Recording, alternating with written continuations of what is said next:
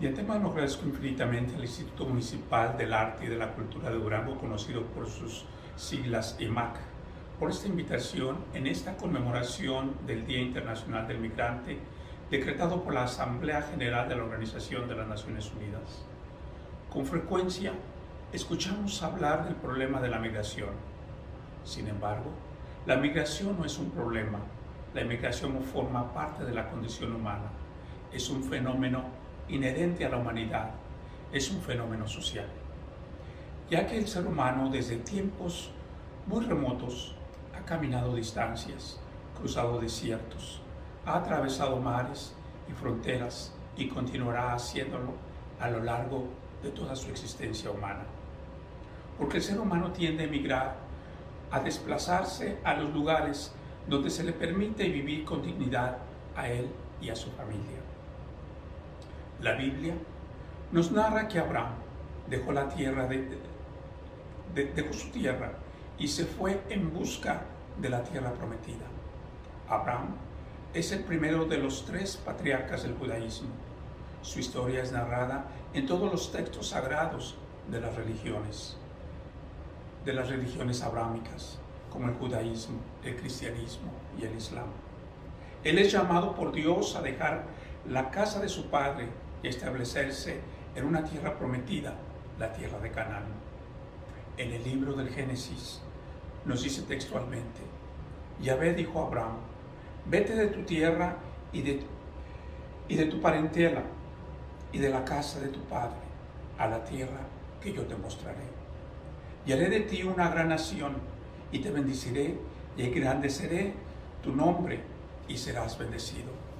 Tomó a Abraham a Sarai su mujer, y a Lot, hijo de su hermano, y a las personas que vivían en Harán, y saliendo para ir a la tierra de Canaán, y a la tierra de Canaán llegaron. De igual manera, el libro del Éxodo también nos narra la esclavitud de los hebreos en Egipto y su liberación a través del profeta Moisés. Lo que nos indica que las migraciones no tan solo son experiencias difíciles, sino también experiencias muy dolorosas. Porque cuando un grupo de migrantes se incrementa en números en el lugar receptor, se le percibe como amenaza y se le culpa de todos los males. Y esto fue lo que palpablemente vimos durante la presidencia de Donald Trump en los Estados Unidos. Fuimos testigos de cómo se incrementó los crímenes de odio en contra de nuestra población, se incrementaron en un 20% y los grupos de odio en un 10%. Y también porque migrar es como cuando a un árbol se le corta el tallo y su raíz es trasplantada en una tierra extraña. Y no tan solo tiene que retoñar y crecer, sino también dar fruto. Y los mexicanos en los Estados Unidos lo hemos hecho bastante bien. La emigración mexicana a los Estados Unidos es muy antigua, aunque muchos mexicanos nunca emigraron. Recordemos que el 2 de febrero del año de 1848 se firmó el Tratado de Guadalupe Hidalgo, por el que México vendió la mitad, entre paréntesis, de sus territorios a Estados Unidos. Con este acuerdo, los actuales estados de California, Nevada, Utah, Nuevo México y Texas, así como parte de Arizona, Colorado, Wyoming, Kansas, Oklahoma, hoy todos pertenecientes a Estados Unidos, pertenecían a México. Estos estados obviamente estaban poblados por personas de origen mexicano. Los habitantes de estos lugares nunca emigraron, sin embargo, en Estados Unidos se les considera emigrantes. La Revolución Mexicana también originó un gran desplazamiento de personas hacia la Unión Americana, incluyendo a muchos guerrilleros. Uno de ellos, Ricardo Flores Magón, quien el 21 de noviembre de 1922 muere preso en la cárcel de Leavenworth, Kansas, Estados Unidos, sin jamás haber cometido un delito en ese país. Durante la Primera Guerra Mundial, Estados Unidos realiza un reclutamiento de trabajadores mexicanos. La crisis en Estados Unidos de 1929, la cual conocemos como la Depresión, generó una deportación masiva de mexicanos y se incrementó la xenofobia y el racismo. En 1940 Estados Unidos entra en la Segunda Guerra Mundial. Muchos norteamericanos se enlistaron en el ejército y Estados Unidos empieza a desarrollar una gran industria armamentista. El campo americano obviamente se quedó sin trabajadores agrícolas. En 1942 se firma un acuerdo bilateral de trabajadores temporales entre México y Estados Unidos para proveer a esta nación de trabajadores para el campo, mientras los trabajadores norteamericanos se encontraban en los campos de batalla de Europa. El programa Bracero, nombre con el que conocemos el Mexican Farm Labor Program, fue un acuerdo binacional que permitió el cruce legal y temporal de alrededor de 4,5 millones de trabajadores de México a los Estados Unidos. Este programa comenzó en el año de 1942 y terminó en el año de 1964. El programa Bracero comenzó con 50 trabajadores. Estos trabajadores mexicanos resultaron ser muy eficientes y productivos, y al final de la Segunda Guerra Mundial regresaron los soldados norteamericanos, pero ya no a trabajar en el campo. Los trabajadores que habían estado en la industria tampoco regresaron al campo. Estados Unidos se convierte en el principal país manufacturero industrial a nivel mundial y va a necesitar mano de obra para la industria y no va a haber gente que trabaje en el campo. Por ello, el Acuerdo Bracero siguió vigente hasta el año de 1964. En los años 50, entraban anualmente a Estados Unidos entre 4,000 y 600,000 trabajadores migrantes mexicanos. Desde entonces, la contribución de los trabajadores mexicanos a la industria norteamericana ha sido enorme y muy destacada en las áreas de la agricultura, la construcción, la restauración, la jardinería. Y en 1964 se canceló este programa Bracero, no por falta de trabajo laboral, sino porque los norteamericanos se dieron cuenta que era más rentable ocupar a estos trabajadores sin grandes compromisos, ni trámites burocráticos, ni oficiales, ni legales.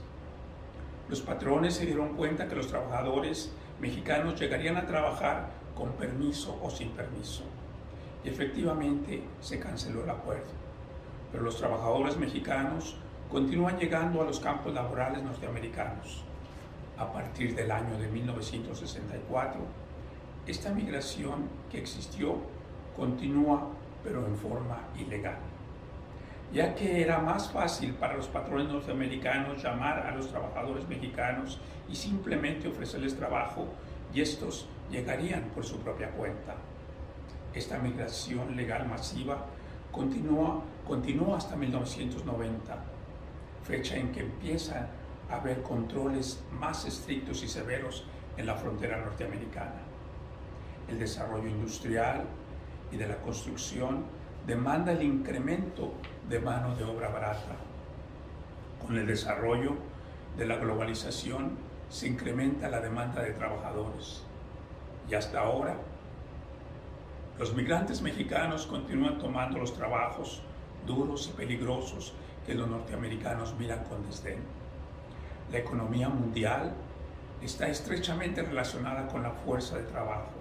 El bajo salario permite a los empresarios pagar sueldos bajos y ofrecer sus productos de buena calidad a bajo precio, lo que los hace ser más competitivos.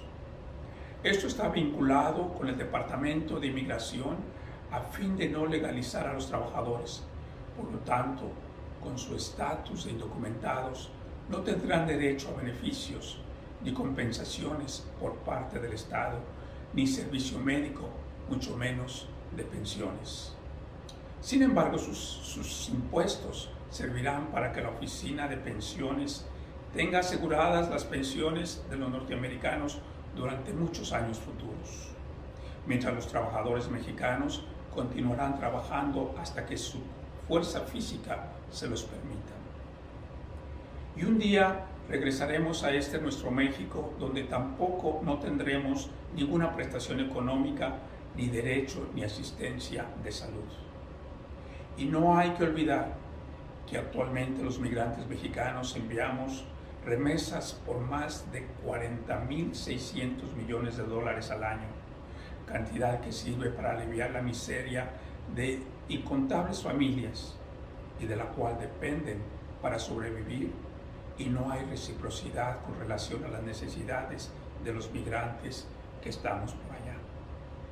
El desplazamiento de migrantes mexicanos hacia Estados Unidos es esencialmente un fenómeno laboral, y como lo manifestó el presidente, y no como lo manifestó el presidente priista Adolfo Ruiz Cortines en el año de 1954 en su visita a los Estados Unidos, quien al ser entrevistado por el periódico New York Times dijo que los mexicanos emigramos por aventura, y añadió que los mexicanos y los norteamericanos no somos amigos ni enemigos, que somos simplemente vecinos. Cuando se firmó el Tratado de Libre Comercio en Ottawa, Canadá, en el año de 1992, mucho se le suplicó y se le imploró a nuestro presidente, el expresidente priista Carlos Salinas de Gortari, que en la agenda de negociaciones del tratado incluyera el tema de la emigración de indocumentados y del trato inhumano que reciben muchos de nuestros hermanos y hermanas, pero simplemente se negó rotundamente a hacerlo. Para él, el mercado de bienes y servicios fue más importante que el sufrimiento y la explotación de millones de compatriotas mexicanos. Los migrantes salimos de México, pero México nunca ha salido de nosotros. Y nos hemos llevado nuestras maletas llenas de ilusiones y de sueños. Lejos de nuestra tierra, nos hemos solidarizado y hemos logrado respeto, admiración y bienestar para nosotros, nuestras familias y nuestra nación. Nos hemos convertido en los mejores embajadores de nuestra cultura, nuestra gastronomía, nuestra música y de nuestras tradiciones y celebraciones. En la década de los 80s, en Estados Unidos, nuestra presencia mexicana empezó a gestar preocupación y confusión en la sociedad anglosajona. Ellos comenzaron a hablar de la obscurización de su raza y el problema de los latinos. Y ante esta inquietud, en 1983, los obispos norteamericanos publicaron una carta pastoral al respecto y afirmaron que el pueblo hispano no es un problema, que es una bendición de Dios para esta nación. Y dijeron textualmente: en este momento de gracia, reconocemos que la comunidad hispana que vive entre nosotros es una bendición de Dios. Exhortamos a todas las personas de buena voluntad a que compartan nuestra visión de los dones especiales que los hispanos traen a este país. Y reconozcamos que los hispanos ejemplifican y fomentan valores esenciales para el servicio de la Iglesia y de la sociedad. Entre estos valores se hallan los siguientes: un profundo respeto por la dignidad de cada persona, un profundo y respetuoso amor por la vida familiar, un maravilloso sentido de comunidad que se celebra la vida mediante la fiesta, y un afectuoso agradecimiento por la vida donde Dios, y un concepto de tiempo que les permite disfrutar de este don. Aquí en México, el arzobispo de Morelia, Monseñor Carlos Garfias, afirmó que a los migrantes hay que pedirles perdón porque en México no pudieron encontrar las oportunidades laborales ni las condiciones adecuadas para sacar adelante a sus familias.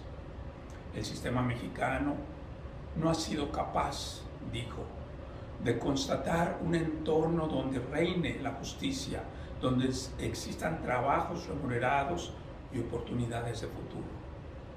Pedimos por ello perdón a quienes hemos expulsado de nuestros lugares al no erradicar la pobreza y ahora enfrentan la amenaza de la exclusión y la discriminación. Y nuestra gratitud por todo lo que hacen por sus familias y por sus comunidades. En los Estados Unidos actualmente vivimos más de 11 millones de mexicanos indocumentados y más de 30 millones de personas de ascendencia mexicana. La migración de los mexicanos a Estados Unidos ha disminuido, pero no porque las condiciones de vida aquí en México hayan mejorado, sino porque Estados Unidos ya no es la tierra del sueño americano como lo fue. Actualmente México se ha convertido en un país de paso para inmigrantes centro y sudamericanos. Y desafortunadamente, México ha adoptado una política de contención. Con esta política, México empuja a los migrantes a la clandestinidad. Esta clandestinidad termina favoreciendo al crimen organizado. Estoy seguro que muchos de ustedes recuerdan la masacre de 72 migrantes que fueron asesinados entre el 22 y el 23 de agosto del año 2010 en el ejido Huizachal, municipio tamaulipeco de San Fernando, por el cártel de los Zetas, sin que todavía haya un solo condenado. Los vendaron, los obligaron a apoyarse contra un muro y luego los balearon y después les dieron el tiro de gracia. En este lugar quedaron amontonados los cuerpos de 24 hondureños, 14 salvadoreños, 13 guatemaltecos y 5 ecuatorianos, 3 brasileños y un ciudadano indio, 58 hombres y 14 mujeres. 12 cuerpos nunca fueron identificados. ¿Por qué México no hace muestra de cómo deberían ser tratados los migrantes que atraviesan por nuestro país? Especialmente cuando México es el principal país expulsor de migración en el mundo, como lo mencionó el arzobispo de Morelia, Monseñor Carlos Garfias. Recordemos que las migraciones son naturales e inevitables. No podemos detener los flujos migratorios. Lo que debemos hacer es gestionar una migración en beneficio de todos. Debemos de tratar a los migrantes extranjeros que atraviesan nuestro país como seres humanos y no como personas poseedoras de un permiso o de un pasaporte. Los sistemas migratorios actuales condenan a los migrantes al sufrimiento y a la pena. Debemos de visualizar el sufrimiento de las poblaciones. Todos somos víctimas y cómplices de una continua deshumanización. Necesitamos un sistema migratorio más justo y más inteligente. Necesitamos sistemas migratorios completamente renovados. Necesitamos un sistema migratorio mucho más abierto, más liberal, más humano. Pensemos en grande. El fenómeno de las migraciones no es un problema, es una oportunidad de riqueza compartida. Riqueza para el que emigra, para la comunidad de origen y para la comunidad de destino. También es una oportunidad de crecimiento paritario del desarrollo humano. Y también es una buena oportunidad de definición política para apostar a un modelo de justicia social internacional. No importa cuál sea la raza de la emigración, tenemos que abrazar la idea que se puede nacer en un país y renacer en otro, y apostar a que este lugar sea un lugar de futuro para muchas personas, y quizás podamos sembrar en ese lugar lo que hoy parece imposible. Sembrar lo imposible significa liberar un nuevo paradigma en el que las personas no tengan que renunciar a ningún derecho, pagar ningún precio, solo por la aspiración de querer vivir mejor. Y formar parte plenamente de la comunidad en la que están viviendo y que los sueños incomprendidos de muchos en este nuevo lugar florezcan, se conviertan en realidad. Para terminar, permítanme mencionar 3 cosas. Para los migrantes, especialmente los migrantes duranguenses, a la actriz Dolores del Río la consideramos como un ejemplo de triunfo a seguir en el extranjero. En Estados Unidos es reconocida como la primera mujer latina que incursiona en Hollywood, pilar de la época del cine y el rostro perfecto de la fotografía.